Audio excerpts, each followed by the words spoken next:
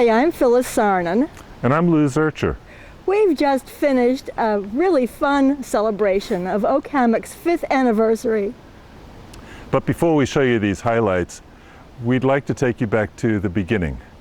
Oak Hammock opened its doors in 2004, but things really began about 7 years earlier in 1997. That's when our Oak Hammock friend Gordon Stribe first presented the idea of a retirement community associated with the University of Florida. It all started April 30, 1997, when Jim Cater came to President Lombardi for a meeting which I and others had arranged. It was a very important meeting because it was the first time that a university-related CCRC was set up. There were other CCRCs, but they were not affiliated the way we are with the University of Florida. One of the important decisions made at that meeting was when President Lombardi said, well, what can we do for you and what will you do for us? And Jim Cater said, well, one thing we want is the name and affiliation with the University of Florida and access to older alumni. So as Dr. Stribe just mentioned, we have a close relationship with the University of Florida and Oak Hammock. And in fact, I started work on September 1st, 1999. We were in temporary quarters off 13th Street in a group of very small offices. We hadn't even opened our model center. And the day I arrived to work, the University of Florida brought over literally a shoebox full of checks. I'm remembering about 100 of people who had already signed up and become what we used to call priority depositors. That means they put in a $1,000 check to get a number, to get in line, to be able to choose an apartment at Oak Hammock. So we were thrilled with a wonderful start. In the early days, before anything was built out here, there were just logging roads. And some of the people that had already signed up came out with Bruce Delaney, like the Subers, and chose their perfect spot. This is our perfect spot. We found this when it was nothing but surveyors, tapes, and stakes, a few mosquitoes, and Bruce Delaney. And that was back in 2002, before there was anything but a sales office, which was not on premises, and some dirt roads. We were very fortunate to have the help of Starr and then Elaine Cunningham and of course Bruce to pick out our perfect spot. During the process between that and 2004, when we actually moved in, we also had the privilege of watching the land be cleared and the house being built, and we worked with the changing our floor plan to our perfect spot and our perfect home. And then there was Jack Martin, who used to come out here every day. Actually, I was only out here about once a month to keep track of the project. After moving around a lot during a 24-year Army career with the Corps of Engineers, I wanted to come back home. Having retired from teaching at the UF School of Building Construction and loving the college atmosphere with its outstanding athletic programs, Gainesville was a logical place to stay. And Oak Hammock would provide by far the best living conditions. I had a professional as well as personal interest in Oak Hammock. With the help of Bruce Delaney, who was UF's on-site project manager, I was able to observe some of the early work and develop an understanding of where the project was heading. I was also fortunate to be given permission to wander the site and take pictures, some of which are being shown now. I was favorably impressed with the contractor's management of this fast-paced project and the quality of the main building construction. The overall qualities of site development and basic construction were quite good. Also, we received the changes we had requested for our particular apartment. Consequently, we have been extremely satisfied with the finished product and thoroughly enjoy our apartment every day. Finally, the first apartment building was ready, and Bill Ebersole was eagerly waiting at the door. I moved in to Oak Hammock on March the 6th, 2004, and as far as I know, I was the first one of the first ones, and possibly the first one to occupy Oak Hammock. I moved into building 1, floor 1, which was the first one that was open for occupancy. We'd only been here a couple of days. The specs moved in, and maybe before, maybe shortly after I did, but all about the same day. And we had fire alarms probably every second or third day. I even built me a little box to cover up the fire alarm squeaker so I could maybe sleep sometime when it was going off, because they wouldn't let us turn it off. Then, 6 months later, in October 2004, the Health Pavilion was ready for occupancy. That marked the official beginning of Oak Hammock as a CCRC. Now, 5 years later, we're happy to share with you some of the highlights from our 5th anniversary celebration.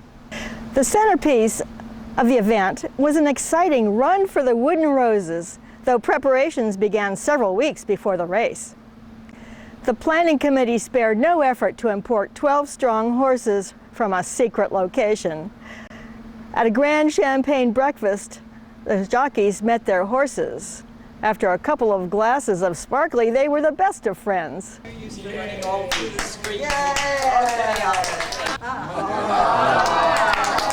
And oh my! Except I was running him the wrong way. I hope he passes a random drug test. Number 1. We've got a big horse who's gonna win. We got it. No. You might as well not even show up. And I would like to introduce you all to Lovin' Care. The name of our horse is Jerry Attrick. So we are going to win. No two ways about it. So we will trump everybody, so look for a Black Monday on October 5th. Of course, each horse had to have a paddock.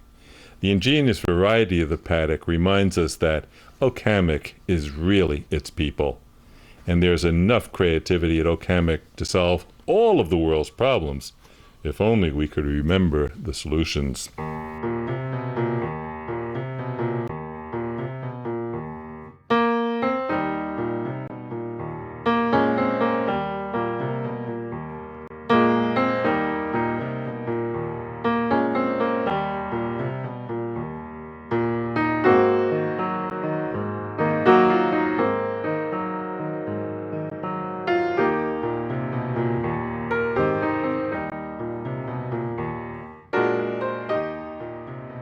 On Saturday afternoon, we had a competitive session of team trivia, and in the evening, an Oak Hammock ice cream and cake birthday party that featured a clever retrospective slideshow by Joe Gilkey.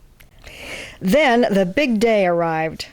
It started with a morning parade. Lou and I were privileged to serve as the not quite ready for prime time network commentators. Oh, Alvin! Will you lecture you? The hand on the knee. Good for you, Gene. Oh, Ann Goldwire, director of the parade, and trying to keep everybody in line. And boy, it got to be a really hectic morning for Ann.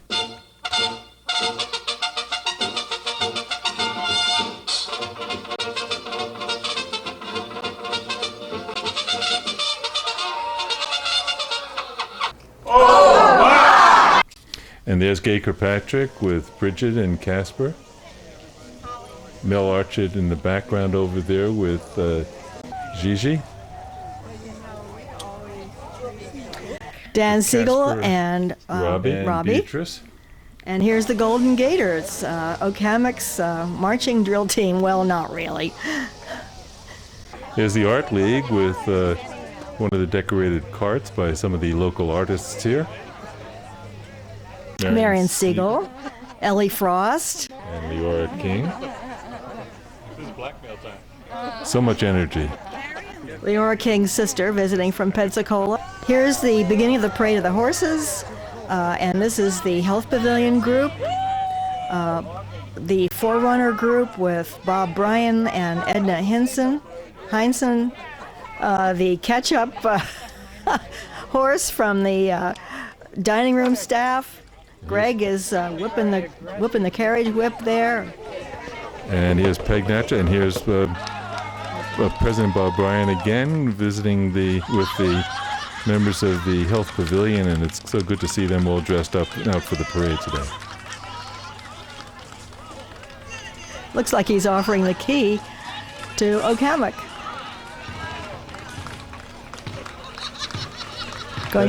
That's a very warm tuxedo to be wearing on a day like today. Yeah. And here's Alvin acting appropriately, at least in these frames. And followed by the Golden Gators.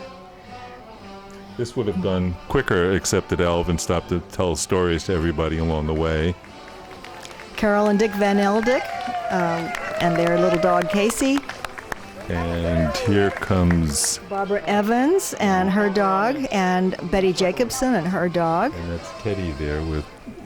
And here's Mel again with Gigi and Betty Archer. Gay Kirkpatrick with her dogs, and Pat Harden on the bicycle. Catherine... Get in here. I don't know, you just get in the way all the time. Oh, no, Yeah. I'm sorry. Oh, here's the Art League cart, really beautifully decorated. By some of the local artists here. Here's Dan Siegel. Oh, is that Dan? Yeah. Sorry. Here's the Grand Kazoo Band.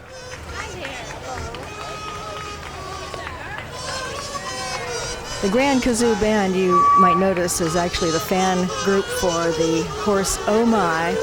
And here comes Oh My being jockeyed by Ray Goldwire. Uh-oh, looks like Oh My is getting a little restless. He's running back and forth. Too many mint juleps. And we have Gator Blue, and JB is driving the cart. And Bob Taylor is walking along with them, and they've got quite a crew going there. One too many mint juleps. Oh, yeah. Well, and here comes Copper Penny, and the Perrots, and Harriet, and, oh golly, there's so many people all together. Kirk and Gloria McDonald, and here's Forerunner for another fourth floor team with Bob Bryan and Edna Heinsohn. Pat Martin, Mary Sue Koppel, Cynthia Clements, and the jockey and the horse, Val Griffith. That is, the jockey is Val Griffith. And here's Happy Hour with Hank Weech. And oh my, here's Street Dancer going to a wedding, looks like. Alice yes, Gridley Alice and Gridley and Bob Gridley, and Bob he's still- tossing something off the street there. Wonder what that could be. Still shoveling it. And here comes, what is this? Looks like, This is like the administration. oh, that's marketing. Yeah, that's the Love and Care. And here comes the kitchen group again with their horse Ketchup and a buggy whip. Greg is using the buggy whip. Uh-oh, what's happening here? Okay. Notice there's a long pause here because Jerry Atrix is coming on the scene.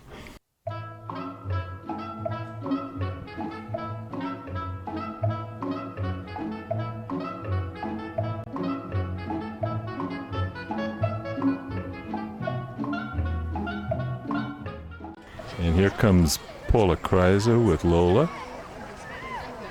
And Fred Harden, who's the jockey for, oh, let's see, that's Building 2. What horse is that? Micanopy Blue. It looks like Fred is still sipping juleps. Following him is Peg Natras. She's the jockey for Penthouse Pony, And with Ruffy. with her dog Ruffy. And Fred Cretina looks like he's the one with the lead to the dog, and it's getting all twisted up around And Peg. carrying his camera. And here come Rufus and Marion Broadway in their old lover's buggy. Sweet romance, how sweet it is. How many years have they been married? Over 50, I think. Oh, I would bet so. Might even be 60. Might even be, yeah. And here is Fritz Gellerman and Carol Christensen. I think they're actually at the end. What we're seeing now is Cappuccino Express, which is the office people. They've done a very clever job with the colors they've been given. Mm-hmm. Oh, there's Star Bradbury and Bev Weitzel. Bev Weitzel. Yeah. And the other administrative staff. Yeah. Oh, and here's Fritz Gellerman and Carol Christensen with the reed organ, hand-built by Fritz. What a piece. Yes, he's very clever with that, and security was there in the background making sure everything was copacetic. Well, this was a fine parade and well done by Ann Goldwire and all the people who put in so much effort to decorate their carts and name their horses and decorate their horses and costumes and the whole shebang. And no doubt this parade is going to take its place next to the Macy's Thanksgiving Day Parade and the Gator Homecoming Parade, which is coming right up in a couple of weeks. Thank you, Phyllis. It was a pleasure being here with you and able to pass some comments along here. Thanks, Lou.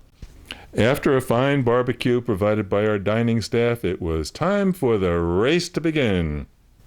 Thousands of people crowded around the track and overflowed into the Oak Room. Well, maybe a couple hundred. Whatever. With Joe Gilkey rolling virtual dice from some unknown computer program that did not include lanes 5 and 6, the horses raced around the track and stumbled across the finish line, 3 from each heat. Then came the finals. The crowd was in an uproar, yelling and screaming. By this time, the wine had been flowing for a couple of hours. Whatever.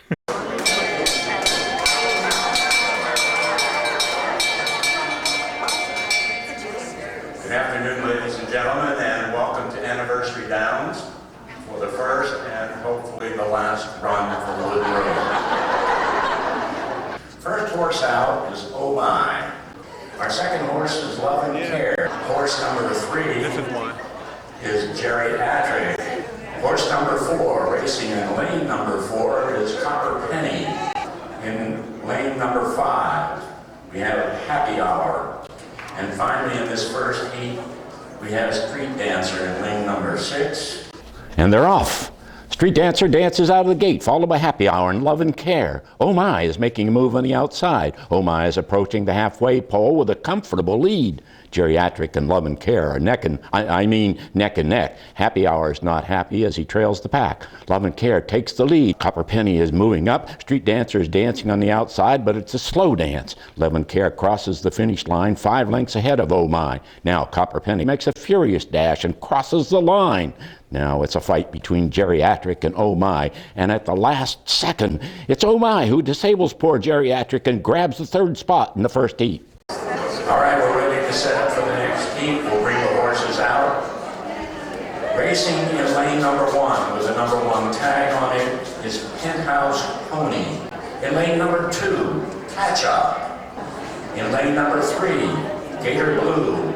In lane number 4, the Cappuccino Express. In lane number 5, Micanopy Blue.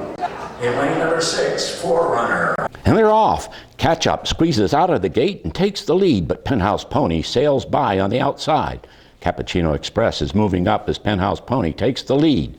Now Forerunner surges into the lead on the outside. It's a 3-way race between Forerunner, Cappuccino Express, and Gator Blue. Now Gator Blue takes the lead, but Catch Up is catching up and takes the lead. Micanopy Blue is stuck in the swamp and Forerunner is idling. Now it's a dash to the finish line with Penthouse Pony, Catch Up, and Gator Blue crossing 1, 2, 3 in heat number 2. Okay, looks like we're ready for the big one, Run for the Wooden Roses. This is the one that gets the prize. Racing in lane number 1. The horse from the pavilion. Racing in lane number 2 is Copper Penny. Racing in lane number 3 is Gator Blue. Racing in lane number 4 is Oh My. Horse number 5, Penthouse Pony. Racing in lane number 6 is Catch Up. Jockeys, are you ready? And here we go. And they're off. Oh My sprints out of the gate, followed by Penthouse Pony and Gator Blue. Catch Up seems to be bottled up on the rail as Copper Penny is making a move. Oh my is running comfortably, but Penthouse Pony is right on his heels. Love and Care is gently moving up on the outside, and now it's Penthouse Pony galloping to the front of the pack. It's Penthouse Pony and Oh My neck and neck down the backstretch, and now they're headed for home. Oh My turns on the speed, but Penthouse Pony is right behind him. The crowd is going wild, and here it is. And there goes the winner!